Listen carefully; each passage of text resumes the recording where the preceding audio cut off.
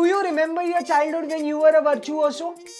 Now you are a bumbling amateur when it comes to vocabulary. Eh?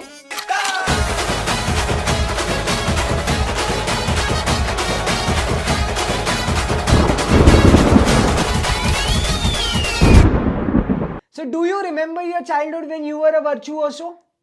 Now you are a bumbling amateur when it comes to vocabulary. ये क्या होता है? कुछ समझ नहीं आया ना? इसीलिए ये चैप्टर डाला हुआ है तुम्हारे सिलेबस में, एनरिचिंग वोकैबुलरी. वर्चुओसो मतलब होता है the one who keeps on learning, जो लगातार कुछ नया सीखते रहते हैं. तो जब तुम लोग छोटे थे लगातार वोकैबुलरी सीखते थे. Now you are a bumbling amateur. Amateur मतलब जो नौसिखिया है. बम्बलिंग मतलब होता है कंफ्यूज्ड.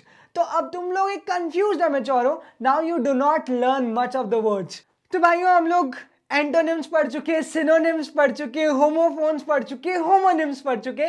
अब बारी है अपनी बात को एक शब्द में रखने की. जब शर्त लगी इस दुनिया को एक शब्द में लिखने की, सबने सारी दुनिया लिख डाली.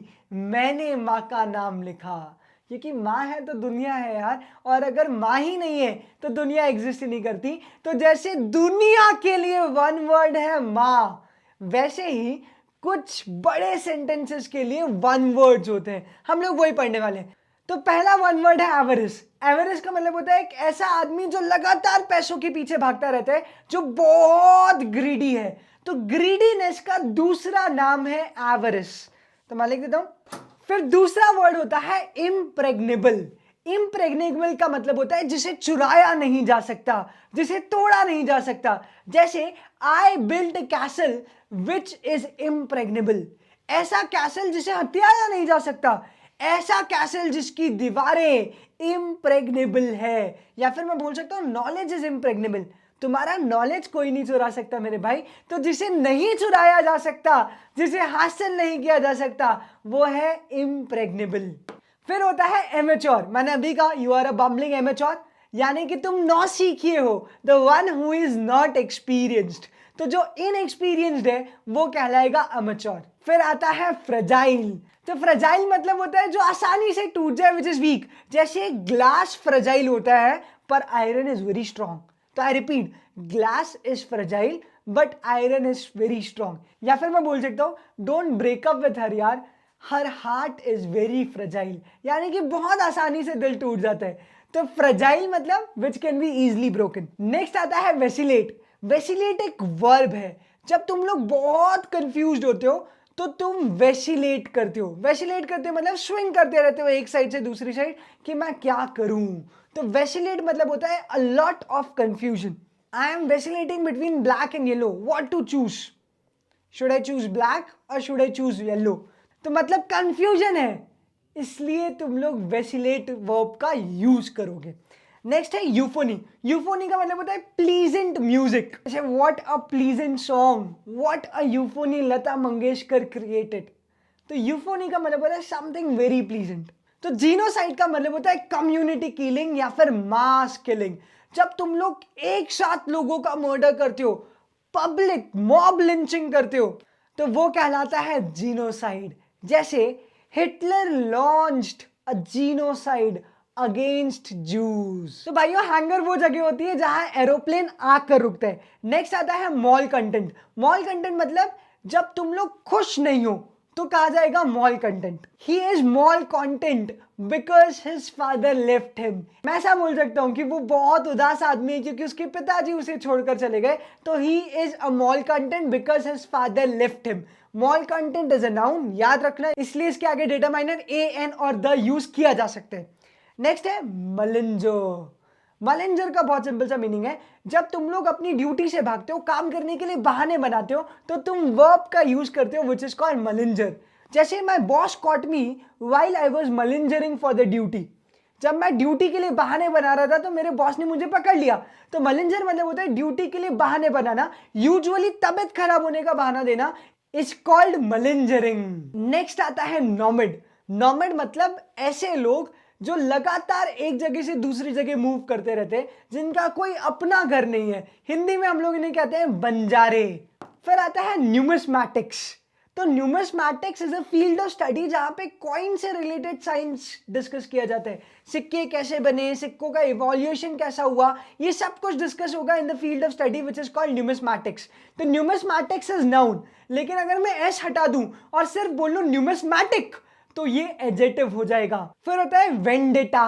वेंडेटा मतलब जब बदले की भावना से तुम लोग आक्रमण कर देते हो तो वो कहलाता है vendetta. As Sita was kidnapped, Ram launched a vendetta against Ravan. तो जैसे ही सीता किडनैप हुए, राम ने बदली भरी भावना से आक्रमण कर दिया रावण के ऊपर। तो वेंडेटा मतलब आक्रमण करना बदले की भावना से। फिर नेक्स्ट आता है वेंडाल। वेंडाल मतलब एक ऐसा आदमी जो पब्लिक प्रॉपर्टी को लगातार डिस्ट्रॉय करते रहता है, उसे कहा जाता है वेंडाल। तो भाइयों ये सारे वन वर्ड्स हो गए, एक बार जल्दी से रिवाइज करते हैं। एवरेज का मतलब होता है जो पैसों के लिए भूखा है। इम्प्रेग्नेबल का मतलब जिसे जीता नहीं जा सकता, चुराया नहीं जा सकता। अमैच्योर का मतलब होता है इनएक्सपीरियंस। फ्रेजाइल का मतलब होता है जो आसानी से टूट जाए। वेसिलेट का मतलब होता है कंफ्यूज होना। यूफनी का मतलब होता है एक बहुत ही मधुर सी धुन। जीनोसाइड का मतलब होता है एक बड़े लेवल पे कम्युनिटी किलिंग करना, मास किलिंग करना। हैंगर मतलब होता है जहां पे एरोप्लेन हाउस होता है, यानी एरोप्लेन रुकता है, खड़ा रहता है, that place is called hanger. Mall content मतलब डिससैटिस्फाइड, खुश ना होना। मलिंजर मतलब बहानेबाजी करना काम से बचने के लिए। नोमैड मतलब बंजारे। न्यूमिस्मैटिक मतलब सिक्कों की फील्ड, बैंक नोट्स की फील्ड। वेंडेटा मतलब रिवेंज के कारण आक्रमण करना। और वेंडाल मतलब the one who destroys public property. तो उम्मीद है वन वर्ड आ गए होंगे। अब हम लोग चलते हैं एक नए डायमेंशन में। ये लोग हमें स्पेलिंग सिखाना चाहते हैं। तो कुछ वर्ड्स हैं जो कि मिसस्पेल्ड है, जिनकी गलत स्पेलिंग लिखी हुई है, हमें सही स्पेलिंग लिखना है। तो बहुत ही बकवास सा टॉपिक है। स्पेलिंग तुम लोग लिख सकते हो। एक बार हम लोग इंपॉर्टेंट वर्ड्स की स्पेलिंग लिख लेते हैं, ताकि एज इट इज अगर ऑब्जेक्टिव में स्पेलिंग पूछ ले तो तुम लोग आंसर कर पाओ। और इन्होंने ऑब्जेक्टिव में स्पेलिंग पूछी भी है, तो इस बात का ध्यान देना कि तुम्हें स्पेलिंग याद जरूर हो। तो चलो सबसे पहले देखते हैं एब्सेंस और एब्सेंस की दो गलत गलत स्पेलिंग लिखी हुई है। करेक्ट स्पेलिंग होगी, सही स्पेलिंग होगी ABSENCE। नेक्स्ट है अकोमोडेट। अकोमोडेट में कंफ्यूज हो जाते हैं, 2 सी आएंगे 2 एम आएंगे। अकोमोडेट में हम लोग कंफ्यूज हो जाते हैं, 1 सी आएगा 2 सी आएंगे, 1 एम आएगा 2 एम आएंगे। भैया दोनों सी आएंगे और दोनों एम आएंगे। फिर अचीव में आई जो है वो ई के पहले आता है। कैलेंडर में DER नहीं होता मेरे भाई, DAR होता है। लाइजन में ए के बाद आई आता है, इस बात का ध्यान रखना। लाइजन मतलब होता है हेल्प करना, असिस्ट करना। Usually liaison word liaisoning office के लिए यूज किया जाता है। एक ऐसा ऑफिस जो कि सिर्फ इंक्वायरी जनरेट करता है, काम नहीं करता, तो उसे कहा जाता है लाइजनिंग ऑफिस। रिसीट में मेरे भाइयों IE के बाद आता है। और याद रखना इसको रिसिप्ट मत बोलना, रिसिप्टे तो बिल्कुल ही अलाउड नहीं है, इट इज कॉल्ड रिसीट। अब सवाल ये है कि टुमारो में डबल एम आता है कि डबल ओ आता है। टुमारो में डबल आर आता है, बाकी सब कुछ सिंपल है। तो भाइयों हम लोगों ने सारी गलत स्पेलिंग की सही गलत स्पेलिंग लिख ली। इसमें ऑब्जेक्टिव्स आए हुए हैं, तो प्लीज इन स्पेलिंग्स को तो एटलीस्ट गलत मत लिखने इन द एग्जाम। तो चलो अब हम लोग बात कर लेते हैं प्रोनाउंसिएशन की। याद करो टीवी पे पहली बार सर्फ एक्सेल का एडवर्टीजमेंट आया था, तभी जाकर आधे इंडिया को पता चला कि प्रोनाउंसिएशन नहीं होता, इट्स प्रोनाउंसिएशन। तो फॉरेन प्रोनाउंसिएशन की जब बात आती है और फोनेटिक्स की हम लोग बात करते हैं, तो हमारे लॉजिक तो और भी बिगड़े हुए होते हैं। तो कुछ प्रोनाउंसिएशन सिखाने की कोशिश करो। वैसे फोनेटिक्स तुम्हारे सिलेबस में फुल फ्लेजेड दिया हुआ नहीं है, तो ये एक्सपेक्ट मत करना कि तुम लोग हर एक वर्ड का सही प्रोनाउंसिएशन कर लोगे। लेकिन फोनेटिक्स में क्या क्या बेसिक चीजें होती है वो एक बार डिस्कस कर देता हूँ। सबसे पहला साउंड फोनेटिक्स में होता है स्क्वा। स्क्वा मतलब जब तुम लोग वॉवल साउंड को जल्दी जल्दी पढ़ देते हो। यूजुअली जब फॉरेन स्पीकर्स इंग्लिश बोलते हैं, नेटिव स्पीकर्स इंग्लिश बोलते हैं, तो वो वॉवेल साउंड को जल्दी बोल देते हैं। जैसे हम लोग बोलते हैं mother, father, car, right? They don't say it like this, they say it fast. Mother, father, car.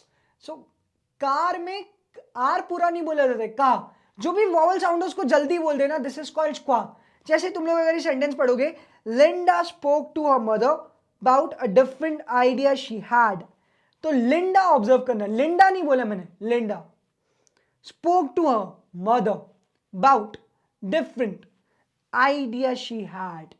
तो भैया जो लिंडा का ए है, मदर का ER है, अबाउट का ए है, डिफरेंट का ENT है, ये सब धीमी आवाज में बोला जाता है। This is called स्क्वा। दूसरी चीज लोअर केस और अपर केस होता है। अगर कोई ऐसा वर्ड है, दूसरी चीज लोअर केस अपर केस होता है। जब किसी वर्ड को फोनेटिक्स में लिखा जाता है, फोनेटिक्स मतलब वर्ड की प्रोनाउंसिएशन की लैंग्वेज, तुम्हें ज्यादा डिटेल में जाने की जरूरत नहीं है नहीं तुम्हारे सिलेबस में। वर्ड के प्रोनाउंसिएशन की लैंग्वेज में जब कुछ वर्ड्स अपर केस में होते हैं मतलब उस पर ज्यादा जोर देना है, और जो लोअर केस में उस पर कम जोर देना है। से फॉर एग्जाम्पल अगर मैं बात करूं कॉन्वर्जेशनल की, तो कॉन्वर्जेशनल में मैं जेशनल पे फोकस कर रहा हूं, जे। तो कॉन्वर्जेशनल में SAY ये लिखा हुआ है इन अपर केस, और बाकी सारे के सारे हैं लोअर केस। तो जब मैं कॉन्वर्जेशनल बोलूंगा तो मेरा सबसे ज्यादा स्ट्रेस होगा जे पर, which is in upper case. तो जो अपर केस पे उसमें ज्यादा जोर देना है, जो लोअर केस पे उस पर कम जोर देना है। फिर एस अगर तुम्हें दिख जाए फोनेटिक्स में कहीं भी, जैसे कॉन्वर्जेशनल लिखा है ना, फोनेटिक्स लैंग्वेज में लिखा है, तो फोनेटिक्स में अगर तुम्हें एस कहीं भी दिख जाए तो उसको थोड़ा लंबा प्रोनाउंस करना। जैसे एफ्लुएंस, हिस साउंड आ रहा है ना, जैसे सांप हिस करता है वैसा साउंड आता है। एफ्लुएंस, ऑप्युलेंस, आवाज आ रही है, बोल के देखो एक बार, हिस साउंड आएगा। तो एस में हिस साउंड आता है। अगर NS आ गया तो विंस, ज वाला साउंड आएगा। विंस, ओन्स, टन्स, ऐसा साउंड आएगा। तो एस में हिस साउंड और NS में ज वाला साउंड। और लास्ट में अगर आई और आई एम दिख जाए तुम्हें, भले ही लोअर केस हो या फिर अपर केस, तो उसको प्रोनाउंस करना एज EYE, आई।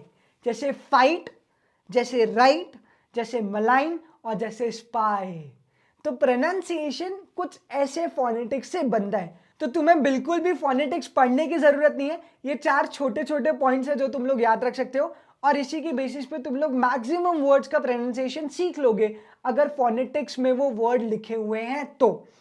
स्क्वा रिप्रेजेंट होता है उल्टा ई से, इस बात का ध्यान देना। स्क्वा इज रिप्रेजेंटेड बाय उल्टा ई। तो कॉन्वर्जेशनल में वी के आगे स्क्वा है, फिर SH के बाद स्क्वा है, और फिर स्क्वा के बाद L लिखा हुआ है। तो स्क्वा रिप्रेजेंट होता है आधा ई से, मतलब यहां पर ज्यादा फोकस नहीं करना है, जल्दी से बोलकर निकल जाना है। तो ये कुछ 4 बेसिक पॉइंट्स हो गए अबाउट द प्रोनाउंसिएशन। अगले टॉपिक की तरफ बढ़ते हैं जिसका नाम है स्पेलिंग एरर्स।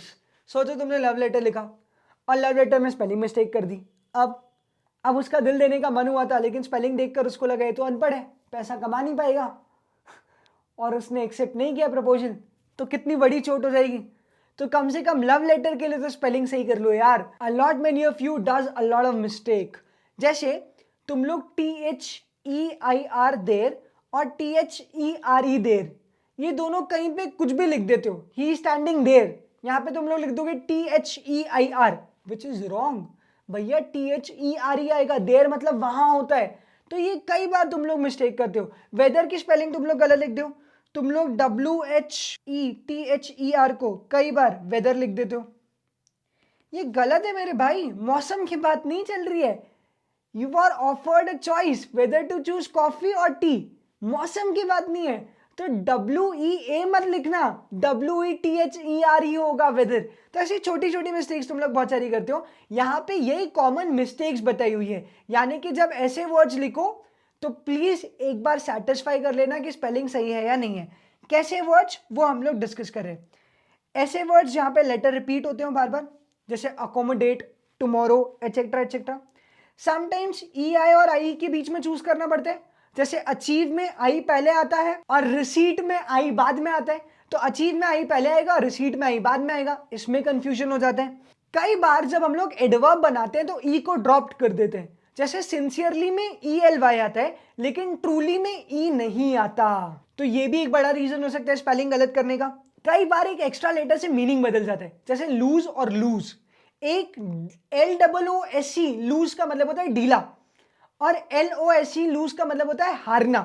तो सिर्फ एक ओ के कारण मीनिंग चेंज हो गए। यहां पे भी स्पेलिंग मिस्टेक होती है। नाउन और वर्ब फॉर्म में भी कई बार मिस्टेक हो जाती है। जैसे my father gave me an advice, तो CE आएगा, SE मत लिख देना, क्योंकि SE वर्ब है। याद करो हम लोगों ने डिस्कस किया था होमोफोन्स में, एडवाइस अलग है और एडवाइस अलग है। तो SE वर्ब है, CE नाउन है। वैसे ही होता है प्रैक्टिस और प्रैक्टिस। सीई नाउन है, एसई वर्ब है। होमोफोन्स में बहुत सारी गलतियां होती है। वेदर वेदर में तुम्हें बता ही चुका, देर देर में बता ही चुका, ब्रेक ब्रेक तो मैं बता देता हूं। वेदर वेदर में बता चुका, देर देर में बता चुका, ब्रेक ब्रेक में मिस्टेक हो सकती है। तो होमोफोन्स में बहुत सारी मिस्टेक करते हो। आईएसई और आईजेडई में भी मिस्टेक्स होती है, बट ये चलेगी क्योंकि इंडिया में दोनों ही एक्सेप्टेड है। आईएसई भी लिखते हो तो भी चलेगा, आईजेडई लिखते हो तो भी चलेगा।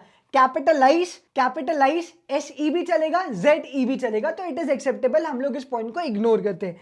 नेक्स्ट पॉइंट है कि जब पास्ट पार्टिसिपल यानी 3 फॉर्म्स ऑफ द वर्ब में अलग अलग मीनिंग हो, जैसे लाई का पास्ट फॉर्म होता है लाइड, लाई का मतलब होता है झूठ बोलना, और एक लाई का मतलब होता है लेटना, तो लाई ले लेट, और एक होता है लाई लाइड लाइड, तो एक का मतलब होता है झूठ बोलना और एक का मतलब होता है लेटना। तो दोनों का इनिशियल वर्ड सेम है लाई लाई, पर पास्ट पार्टिसिपल डिफरेंट है। यहां पे भी तुम लोग स्पेलिंग एरर कर सकते हो। तो चलो मैं भी घर जाता हूं, रट कर आऊंगा, और फिर अगले लेक्चर में हम लोग फिर मिलेंगे। तब तक के लिए bye bye, take care and keep smiling.